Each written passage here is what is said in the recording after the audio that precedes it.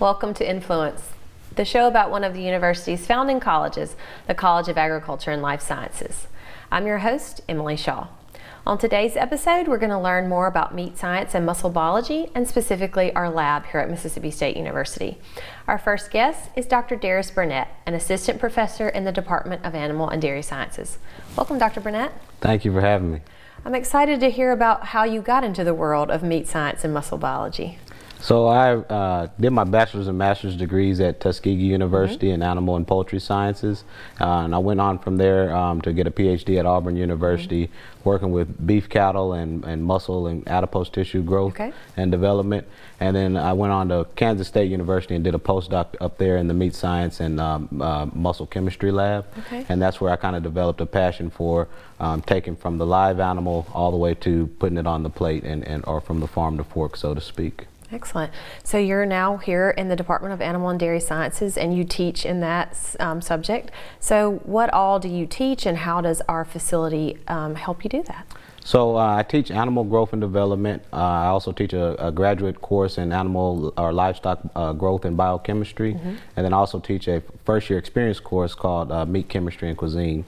And all those courses have some relation to the meat science and muscle biology lab because, again, I'm a true believer in educating animal science students from the farm to the fork. And so that involves everything from live animal husbandry, understanding nutrition, genetics, and growth and development, and then ultimately how those factors correspond or correlate to meat quality and what the consumer actually experiences when they eat meat products. Excellent. So we have our new facility, the Meat Science and Muscle Biology Laboratory. Tell us how long we've been in that facility and all the nice things about having a new facility like that. Yeah, so that facility actually was commissioned on July 13th of 2018. So we've been over there just a little bit over a year and a half. The facility is 15,000 square feet. We have we're a federally inspected red meat facility, so we have a USDA inspector on site, and we're able to harvest beef, pork, goat, and lamb in that facility. We have various research, teaching, and extension capabilities. So we do a lot of private label processing for local producers here in Mississippi. In addition, we do a lot of research processing for our various faculty in animal dairy sciences and food science, nutrition, health promotion. And then also we serve our extension community because we do various short courses, Marination 101 workshops, HACCP workshops, all the various workshops that help to serve the greater MSU community. A lot of those can flow through our facility. Excellent. When you're teaching a 4-credit class, how do you use such a large facility like that to aid in your teaching? And so, yeah, all the students in animal and dairy science, if they're going to get a degree in our curriculum, they have to take Intro to Meat Science or Intro to Meat Processing. And so they are there doing, to me, I call the facility an experiential classroom because basically they are there and they are involved in each aspect of harvesting, processing, fabrication, cookery, labeling, marketing, all of those various things. So essentially the students have a lecture course where they learn the concepts and then they come through the meat science lab, and that's where they actually are able to put those things into practice. So to me, meat science is one of those things that has to be practiced and done over and over in order for you to get good at it. And so that facility allows us the opportunity to give those students that opportunity. Excellent. What are some of the research opportunities that are happening right now in the facility? We have several research opportunities or research ventures that we're working on. So just last week we harvested about 20 hogs for Dr. Leal.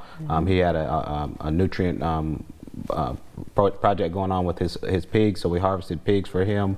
And so because of the design and the pace of the facility, we're able to collect samples on the harvest floor, and he can freeze those down and do various molecular analysis. In addition, Dr. Den right now is working on a national pork board project where he's looking at various ways to reduce foodborne pathogens. Myself and Dr. White are also working on ways to reduce foodborne pathogens, and we're also looking at marbling and meat quality in pork. So there's a variety of research projects that are ongoing, and so one of my jobs is to help coordinate all the different researchers that come through the facility to make sure that the equipment is up and running and making sure that they're able to utilize the facility to the maximum potential. Excellent. Does it take a large crew to run such a large facility like that? So actually we have 2 full-time workers, Mr. Joseph Mangano and Mr. Tim Armstrong. Tim's been there some 35 years or more, and Joseph was actually his apprentice. So during that process, he learned basically how to do everything from harvesting all the way through to packaging and labeling, and so he has become a full-time employee in the facility. And essentially the rest of the facility is run by students. We have a plethora of student workers that help us they're the lifeblood of the facility. So again, because it's such a large facility, we need a lot of people there to help us to get the job done. Excellent. Well, thank you for sharing with us about the facility and about meat science and muscle biology. Next up, we'll hear from one of those student workers in the facility.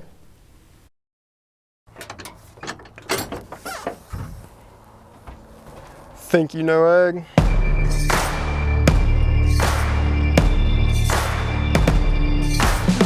Think again. We are creative.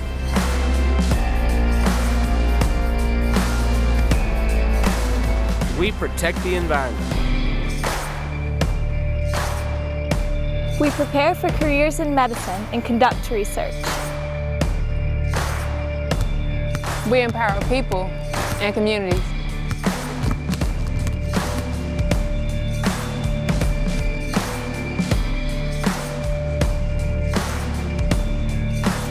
We are technology driven.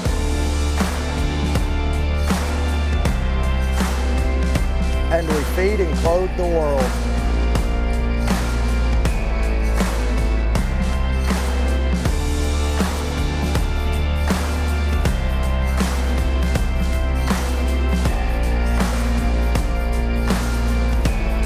We are the College of Agriculture and Life Sciences at Mississippi State University.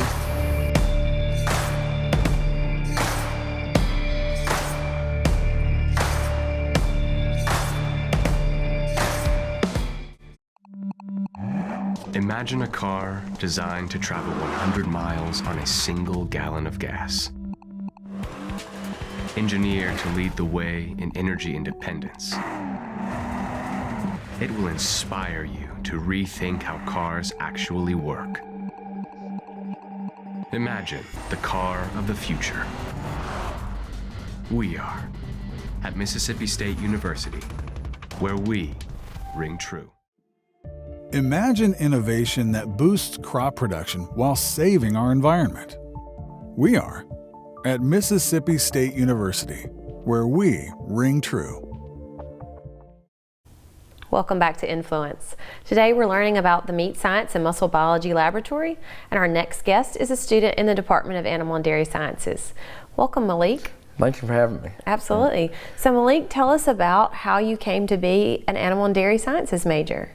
Well, I first started, I went to Hines Community College in Raymond. Okay. And I really didn't know where I wanted to do, or what I wanted to do, so I started in general studies, and I went to tour the side of the animal science at Hines, and Wayne Beauchart came to Mississippi State and has his master's in reproduction, and I took a few of his classes, and then I decided, well, you know, I think I want to stay on the animal science side of things, and then, you know, I went and came and toured Mississippi State, and I was, you know, I always thought, well, I don't know if I can, you know, go there right off, so I went to, after Hines, I went to Alcorn for a little bit.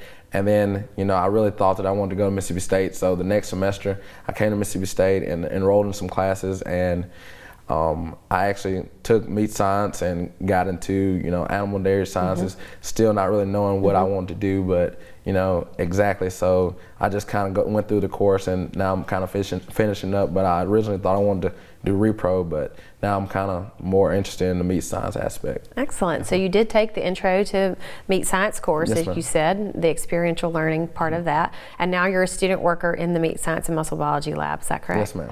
Okay, so how does that impact your learning and your degree, and just what kind of trajectory has that had for you?